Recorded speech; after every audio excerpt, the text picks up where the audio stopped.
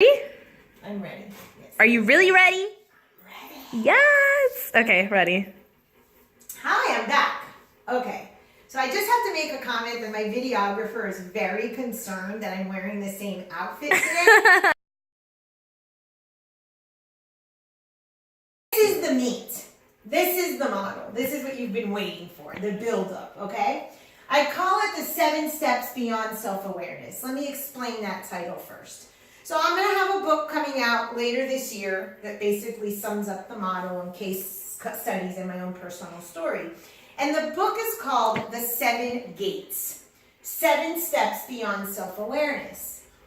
Why 7 Steps Beyond Self-Awareness? Most of you that are watching this video have been to yoga, meditate, chant, maybe you've done ayahuasca, gone to retreats. But one of the things I hear consistently in my practice is I do all of these spiritual practices and yet I still have the same life. I still encounter the same problem. Like Alice. She has been a yoga teacher for years. She meditates on the regular, but yet she still cannot build a solid relationship. So my goal with this is to offer you the how. A lot of you already know the why. A lot of you aren't going to be shocked what you encounter in your mother, father, child bad buckets. Your father left, your father's an alcoholic, your mother is selfish, so you become the same. However, what is the process? The process is the how. This is the meat of it. So this is why it's the 7 steps beyond self-awareness. I just want to take a moment to plug that you can become an exercise coach and learn the model, become certified coach, and teach it and use it in your practice. If you're interested, please visit me at my website. Just shoot me a message and I'll send you information about the next class that's forming. So let's get into the 7 steps. We've already established the first 3. The first thing, any situation in your life that causes dissonance, anger, frustration, even if it's a minor traffic jam, any emotional upset, you're going to stop and you're going to ask yourself, is this person, place, thing, or situation my mother or my father?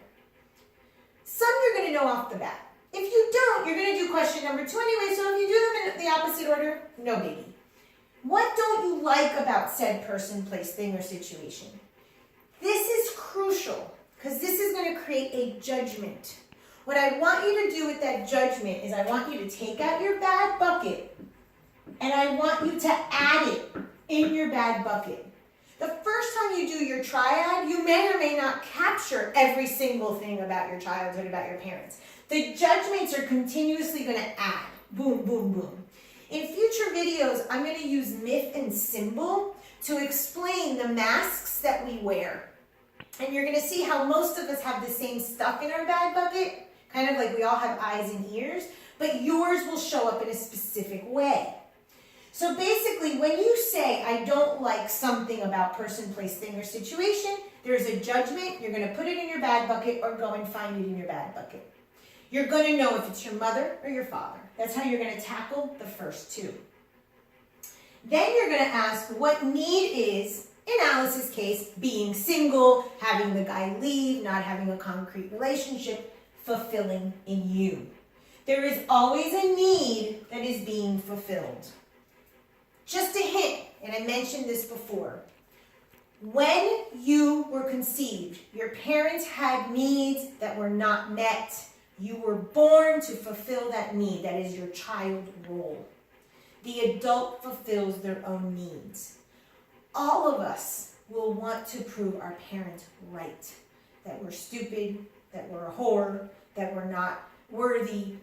Whatever it is that you judge yourself, those competitive voices, those are the judgments you're going to find in your buckets. Those are the things that you're living as truths that are not truths. But they're the only dysfunctional way you can get love. The version of love that your parents told you that you deserved.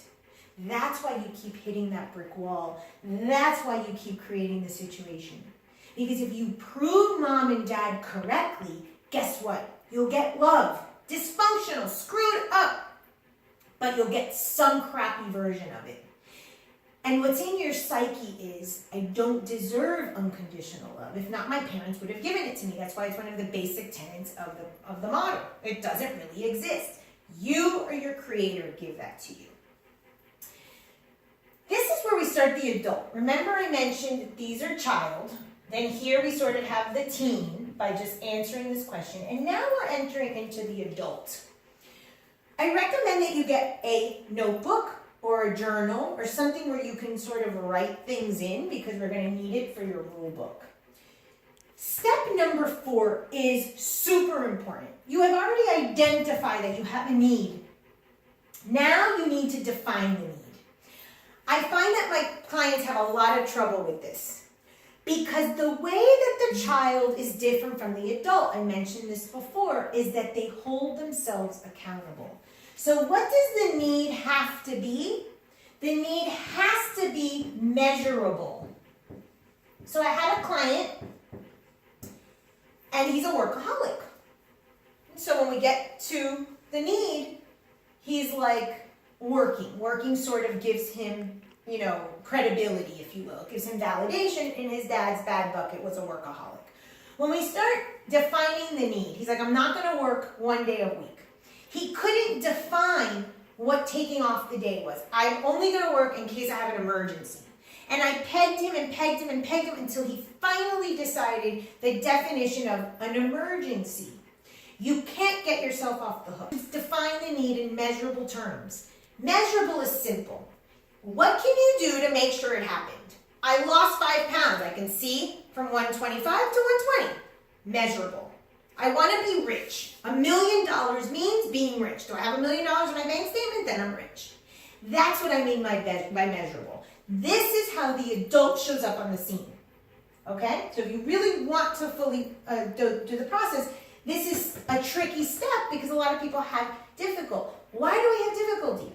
Because if we know to show up in child, we're going to honor our parents. And we were told that we're here to honor our parents and meet their needs. How dare I hold myself accountable? And that's why I see this as a lot of trickiness with clients. And I spend a lot of the session on this one particular piece. So I need you to define the need.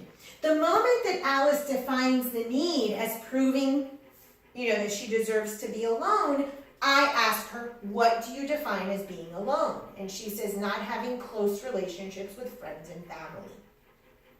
This is very important. This is where the language of the psyche shows up. The minute that you define the need, that is what your inner child wants. That's what the little Alice or the little Francis want and never get. That's the blob. That's the brick wall. And you take yourself to that space over and over and over again to see if this time maybe mom and dad will give it to you. That's why every single person, place, thing, or situation is your mother or father. Because all you are is like, Mom, can I get it now? Dad, do I deserve it now? And you're over and over and over, whether it's your boyfriend or your boss or your car or your watch, asking permission to grow up, asking permission to pass the brick wall, asking permission to meet your own needs.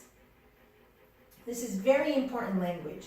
You must measure the need. You must define it in measurable terms. How will I know? A concrete objective that you will know that you met that. Very important.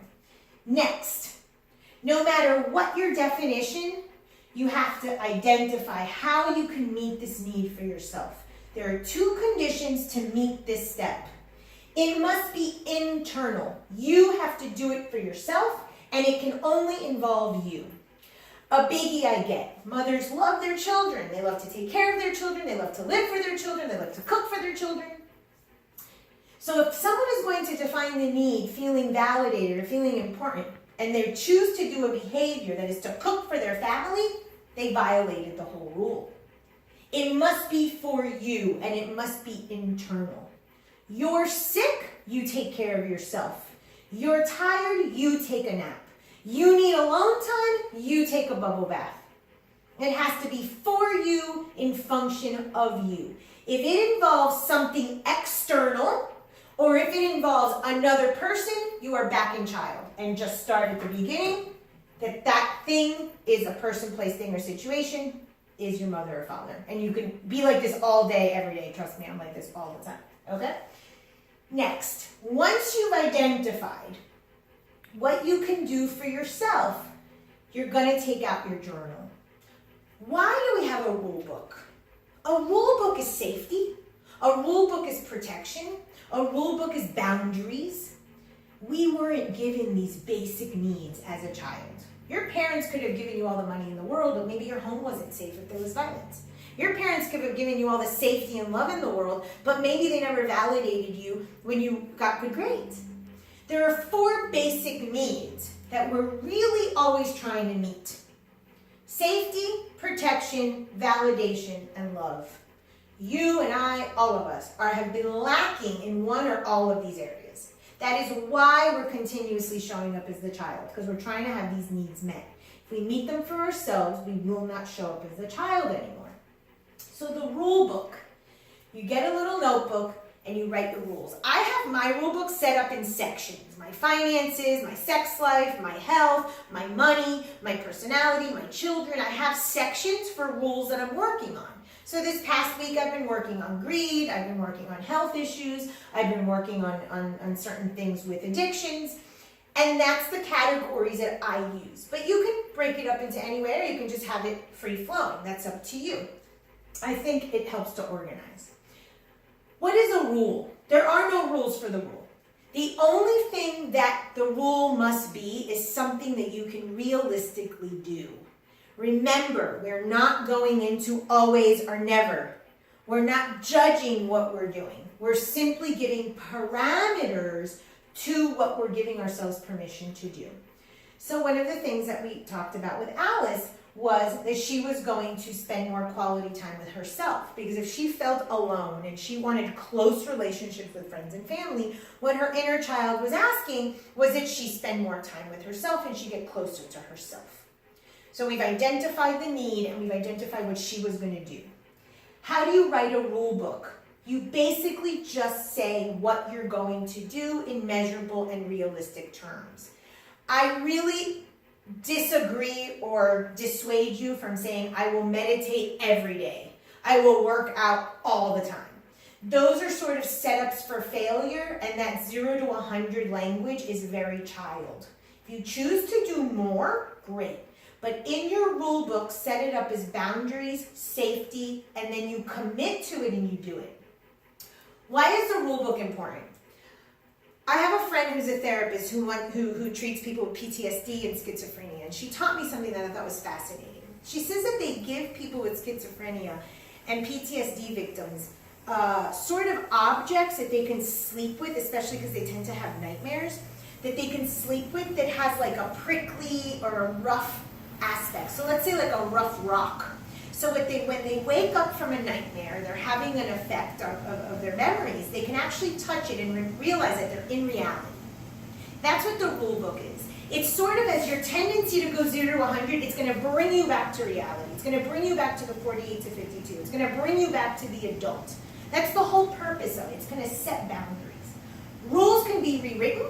Rules can be totally renegotiated. Not a problem. But commit to a certain time period of what you're going to do. So Alice said that she was going to spend time with herself, and there's a technique that I use in my practice called Milk the Moment, where she was going to milk the moment, be present and mindful and aware in one moment 3 times a week. And that was her rule. What happens? The adult holds himself accountable. The child doesn't. The child blames, victim, doesn't take personal responsibility. The minute you put that in your rule book, you hold yourself accountable. Let's say that you don't change anything in your life. You can go back to your rule book and say, wow, I never even could keep a moment for myself, or 3 days a week to walk, or 4 days a week to meditate for 5 minutes.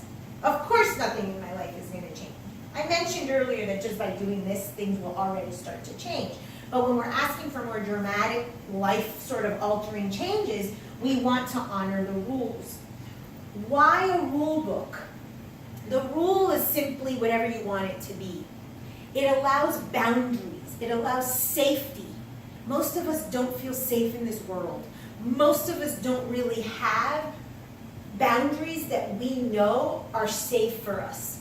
So the rule allows you, just like the schizophrenic, to have something rooted in reality. Also, the child loves to sell itself short. This child loves to self-sabotage. The child wants to prove the parents right so they can get their dysfunctional version of love. The adult will go to that rule book and say, even if it kills me, I'm going to meditate. Sit there in silence, whatever it is. I don't care if it's jumping up and down on a trampoline. Whatever you say you're going to do it, damn it, hold yourself accountable. So don't make your rules drastic. Slowly you build on them. Start small, but hold yourself accountable to what you say you're going to do. That's the adult. Now, step 7 is optional. I'm a lover of mythology. I'm a lover of ritual. I'm a shaman. I'm involved in ceremony. And I know from my experience that ritual and myth and symbol is the language of the psyche. Some people don't want to get caught up in that, and I'm absolutely okay with this. So I say it's an optional step. Maybe with time you'll get comfortable. What I do is my guides love to give homework or rituals for my clients. So whatever they come to work on, they actually can put into practice as a ritual or a symbol for the subconscious. The subconscious always thinks it's right now. If it's 3 years old, your parents had a fight, and your father threw something at your mother, your child, your subconscious thinks that you are still 3 years old, and if that behavior ensues, that you're there. That's why we keep hitting the brick wall. That's why we stay in child. So rituals and symbols and myths and these stories that have been passed by culture and tradition and religion over the centuries, what they're talking about are aspects of ourselves. So if we can do a performance, if we can do some sort of ceremony or ritual around what we're trying to change, we can enact supposedly quicker change. I have experienced that. I'm not saying that everybody has, but I have. So ritual is the last step. The first ritual I tend to give clients, and I invite you to participate in, is the ritual of moving from child to adult, which is permission seeking into being a free bird. So what I do is I take an actual bird, it's plastic paper.